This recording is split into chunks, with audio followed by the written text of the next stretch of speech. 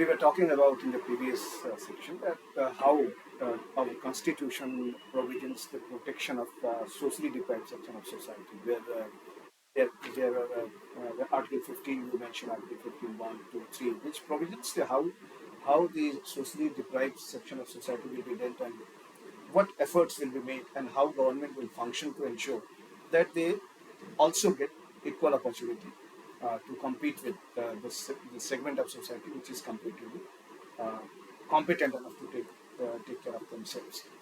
Uh, and of course, education too. Uh,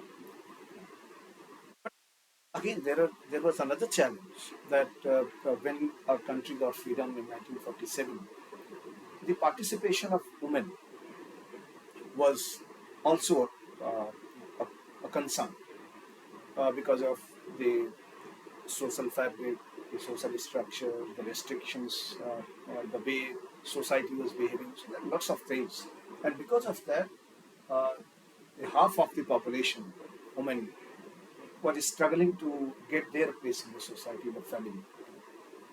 Uh, how this women empowerment, because then it was very important to address this concern to ensure that entire population moves ahead together. So how this our constitution provisions to protect the rights of women and ensure their participation in society and other things also increases. If we again, as I started the case of social inequality that was existing in the society from early Vedic period and from Indus Valley civilization, same case with the position of women. And there was a time when women were highly respected in the society. Their say was important in the discussion and meetings. And but slowly and gradually, as the society evolved, we see development. But this was the case where we have seen extreme downfall when their rights to speak in publics were taken, and then they were not allowed to have their say in any discussion or any of the matter. If we see a very small data just at one place, we will see that from the time of independence till today, the increase in participation of women in politics has been not more than 6 to 9%. And this itself shows what is the condition of women in the, no doubt they're coming up with different innovative ideas and in different innovative fields. But if we have to critically analyze, and as far as we reach the constitution, then we can see article 15 clause 3, which provides a special provision for women. Rather, 15 clause 3 does not clearly mentions about what the provisions are there, what are the cases mentioned. But we have heard about a very famous case that is known as Bhavari Devi case. Bhavari Devi was basically against child marriages, and there was one of the child marriage being done in her village, and she informed about it to the police. Police came there. Child marriage was stopped. That particular marriage, and one day she was working with her husband on the field, uh, some agriculture work. Her husband went somewhere, and she was raped on the field during the time of work. She went to Supreme Court. She went to various court, but the reasons given to her was Bhavri Devi belonged to a lower class of society, rather a lower caste of the society. So what the courts at that time said, she belongs to a lower caste. Men of upper caste will never touch her because she's untouchable for them. These were the statements that were given during that time. But few NGOs came up in support of Bhavri Devi, and finally, Supreme Court gave a line in which it said that it is passing this power to the state, that state can make provision and laws for the safety of women during the work time or in public places. That was the time when observe the POSH Act was passed.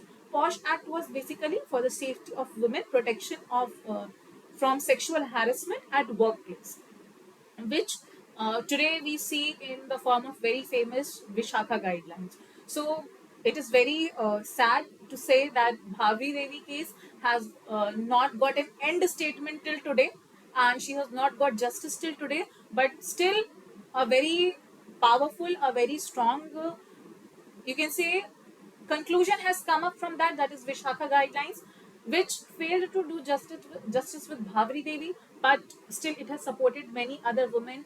It has stopped many other women from becoming Bhavri Devi of the country. So this is a little bit what our constitution provides for the women.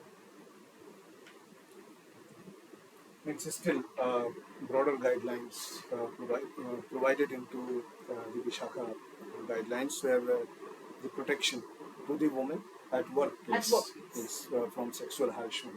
Okay, that's uh, see, very interesting thing, which many a times people discuss among themselves also in the proper forums too, in smaller groups and other platforms also.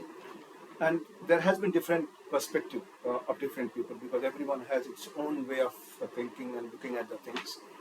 When it comes to the protection of protecting the rights of deprived section of society, generally reservation, to which another words we call, they to make sure that people get equal opportunity, the reservation is one. Where from where a specific segment of society, uh, which is considered to be deprived of from basic things, is given an opportunity, and he joins some organization. What happens thereafter? Whether that reservation policy continues even after joining this in promotion and other things, or it stops somewhere. So when this criteria, or rather we must say the concept of reservation was given, Dr. B.R. Ambedkar, he said that I want to make this policy in such a way that it protects the socially and economically backward ones in such a way that they are safe from cradle to grave. These were the lines quoted by him, that I want to provide them provisions from their cradle to the grave. If we talk about job, definitely their joining has a reservation, education has a reservation. If we talk about promotion, then that also has a reservation from them, depending on different criteria, depending on different conditions. Now, why this is needed? That was much debate was there from the general category, because they said you are giving them reservation in education, fine. In joining, that is also fine. But once again, giving them a positive discrimination means a reverse discrimination with us. So the line set by Supreme Court and other socialists, other politicians were, what is the guarantee that if a person has joined certain services, he or she will not be conspired against to throw him or her out from the job? Because if I belong to a socially backward class, I join at a very good post. Maybe the ones who are superior to me, the one who are senior, they will team up and conspire against me. They can write something bad in my work report, in my year report, because of which I may not get the promotion. And so that is why certain provisions were needed to protect them. So then we have Article 16. Article 16 deals with the provisions for promotion, joining, transfer, and all other cases that comes under this. So first of all, Article 16, Clause 2, it says that no discrimination can be made on basis of place of birth, place of descent, place of residence, and rest other six provision that were five provision that were mentioned in 15, Article 15.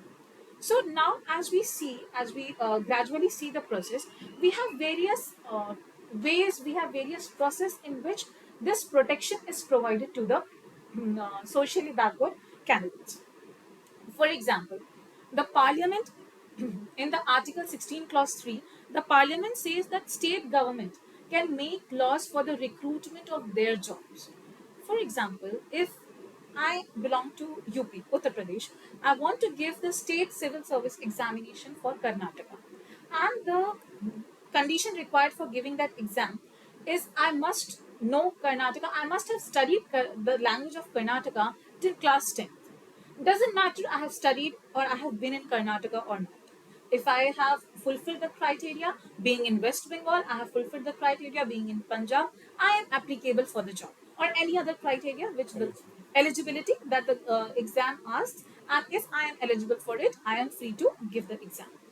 This interchange of state examination was not brought in the case of education because of lack of infrastructure problem, first and foremost thing, and secondly because of the difference of the quality of education provided, being very honest, was one of the factors. So now again coming back to the idea of promotion, the in Article 16 clause 4, the government says that providing reservation in promotion has to be the guarantee, like the state has to take the guarantee for the protection of its people. So then we have Article 16 clause 4, Article 16 clause 3, 16 clause 2, and all these articles that talk about this. Under this, we have various rules for providing reservation. The first and the foremost rule that comes up is the rule of consequential seniority. So, consequential seniority talks about, if basically it says once a senior, always a senior. In one line, if we say consequential seniority means once a senior is always a senior. How? Suppose I am, we have three categories. Suppose one candidate from general category, one from scheduled caste, one from scheduled tribes. Now, what will happen when we will give the promotion? The first promotion, what we will see, that what are the percentage of people belonging to that particular community residing in the state. For example, if I take the UP as an example, UP has, hypothetically, I am saying 80 DMs, and among those 80 DM district magistrate, 60 of the district magistrates belongs to general category, and rest belong to scheduled caste and scheduled tribe. Since they are lesser in number, the first priority of promotion will be given to them. Now what will happen, they will, suppose we have joined all together as an ADM, additional district magistrate, and they reached to the position of district magistrate because of the promotion, priority in promotion, I must say. Now after 2 years, when I will district magistrate, they will be joining as a post of joint secretary.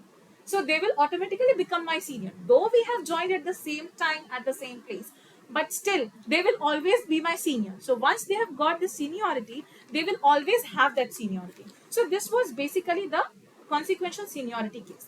And this all started from the year 1962 from Rangchari case, where Supreme Court held that it is necessary to give the reservation in promotion. Then we have Rajendra case and various other cases that came up. Indra Sahani case being one of the most famous cases. So in Indra Sahani case, again the concept of positive discrimination with one and reverse discrimination with other was brought up. So what happened over here? Another concept that came up to tackle this consequential seniority was catch-up rule. This catch-up rule said that, okay, fine, the scheduled caste and scheduled tribe, they have got the promotion, they have reached to the position of district magistrate. Now their promotion will be stopped till the general category person reaches the position of district magistrate. Means all three of them have joined equally. After the promotion, till they become equal, their promotion will also be at halt. So again, once the general one catch up with them, again they will be promoted. Now depending on whatever criteria is required. But government said that this situation will be very chaotic for the government. The government will definitely face a problem in doing so. So again, this concept was brought down. Then slowly and gradually, few other provisions were laid, and finally, we have a judgment from the Supreme Court, final verdict, which said that we need to keep few points in mind before providing the reservation. First and foremost thing, that the consequential seniority is valid. Second thing, that we need to keep in mind the efficiency of the person while providing the promotion. This should not be the case that the person is not deserving. A deserving candidate is left behind, and the non-deserving one has got the promotion just because he or she belongs to a backward class. And includes that catch-up rule cannot be followed since it will be a very problematic thing for the government. Adequate data, because at the time that an adequate data is necessary to provide the reservation. And who will be maintaining that adequate data? Basically, president will have the power to maintain that adequate data. President can add any name in the list, and president can subtract any list or struck off any name from the list. So that adequate data should be there. What the government said, carry forward rule should be followed. Now, what is carry forward rule? Carry forward rule means, suppose this year any government exam, for example UPSC civil service examination. Suppose for the civil service examination, we have 80 seats for general categories. We have, for example, 20 seats for scheduled caste. We have 10 seats for scheduled tribes, and we have 5 seats for other backward classes. Now, for example, this year 2023, all the seat of general category is filled. From SC, we have 5 seats empty. Scheduled caste, we have all, scheduled tribe, we have all the seats empty. OBC, we have 1 seat empty. What was the earlier thought process? That okay, the seats which are empty, add them in general category. But now, what the situation is, what the condition is, carry forward. Take this backlog to forward, mean to say that next year use these vacancy for those particular category only from which they been vacated. So, but what is the data that is unknown to us? That UPSC decides, government decides. That data is never disclosed, and so these were few points that came up when we talked about the reservation scheduled caste, scheduled tribes. Now, another problem was arising was other backward classes who do not belong to scheduled caste, they do not belong to scheduled tribe, but rather they belonged to other backward classes. They were named as OBC, mean to say other backward classes. So the government of now, for the current status of the constitution, we have creamy layer procedure for the other backward classes to a certain extent. Creamy layer, if we see milk, when we boil the milk, we see a layer of cream is formed over the milk.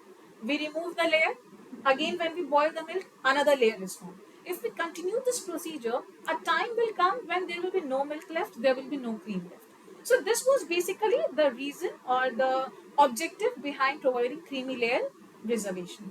So basically a creamy layer or other backward class was a general category person only. Creamy layer basically says that if a person, if a parent of a person belongs to group A government jobs, he or she will not be provided any reservation even if they belong to other backward classes. Second, if they have a position of a higher position in military, like a colonel position or other higher position, or a similar position they have in Navy and Air Force, then no reservation will be provided. And if they want reservation, suppose then we have cases of marriages, like a general category female is married to a scheduled caste category of the male, then male will no doubt get the reservation, but that female will not get any reservation, but their child will be getting the reservation because father belongs to again a patriarchal society as we follow. Father, since father belongs to scheduled caste, the child will be given the special provision. In case if they are divorced, if the child is living with the mother who belongs to general category, child will not get any reservation. If the child is living with father who belongs to general category, child will be getting the reservation. Now, this creamy layer concept, it was at a time was there when it was not passed and was kept to a standstill, but slowly and gradually, as far as of the current status of the constitution, we do not use creamy layer for scheduled caste and scheduled tribes, but we definitely to a certain extent use them for other backward classes if we talk about it. So this was all about what we have for other backward classes and scheduled caste and scheduled tribes. Okay, so this provision 15, Article 15, Article 16, all these deal with the social empowerment, the deprived class of society, deals with the provisioning in education, with the government institutions or private institutions, then the women empowerment. Basically, all these things are either based on caste, which we call class, and the women specific. What about the section of society which does not belong to OBC class or the SC or ST, but are economically weaker? So there has been certain provision because we have read somewhere that economic weaker section is coming up very forward, coming up, and the government have started looking at their needs also. So some kind of reservation has been made for EWS. What exactly it is? If we see as the current status of the constitution and the government for economically weaker section, we say EWS reservation. So this was brought into existence by amendment number 103, from which article 15 plus 6, 16 plus 6 were added to our constitution. which provided the basis for the reservation of economically weaker section of the society.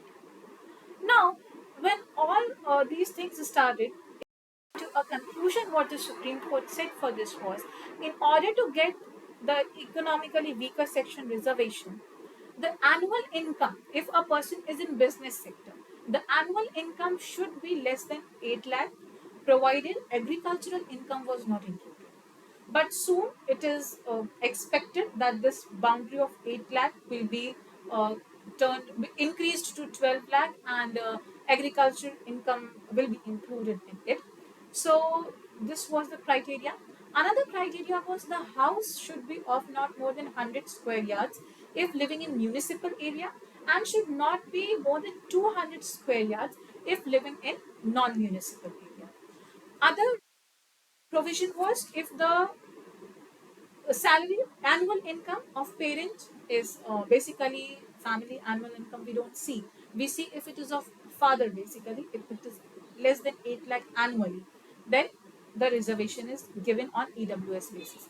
Say for example, if a person belongs to a very big house, to a very big family, uh, though I must not say it like this, but it's a truth, that if a person belongs to a well stable family, but that house is on the name of his or her father's brother, father's sister, basically not on the name of father, and the annual income of father is less than 8 lakh, he or she can also apply for the economically weaker section reservation criteria.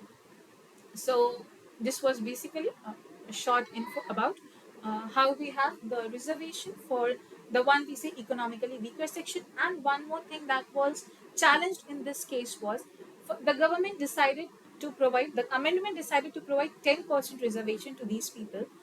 But the problem that was arising was, you have provided certain set of reservation, percentage of reservation to uh, like scheduled caste and scheduled tribe.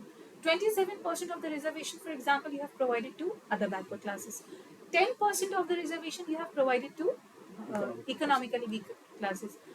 This has exceeded 50%, which should not be. That was the first judgment of the Supreme Court. Reservation should be provided, keeping in mind the 50% ceiling should not be breached. But for this, we do not have any particular solution, because Supreme Court in its judgment said that this 10% reservation is not breaching the 50% ceiling criteria. Reason was not given to us. Explanation was not given to us. This final statement came from the Supreme Court, and we were bound to accept it, so we accepted it. So this was the condition with economically weaker section. Thank you. Thank you for this.